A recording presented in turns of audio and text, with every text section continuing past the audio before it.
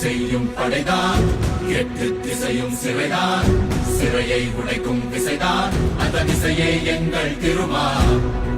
செய்யும் படைதான், எட்டு திசையும் சிறைதான், சிறையை உடைக்கும் விசைதான், அந்த விசையே எங்கள் திருமா. ஓடி தலைமுறை கனவுகள் எரிமலை குழம்பென வெடிக்குது தமிழின் ஆயுதமா. எழுச்சி தமிழரின் படையென எழுகிற எளியவர் தலைகளும் நிமிருது மாமலையா.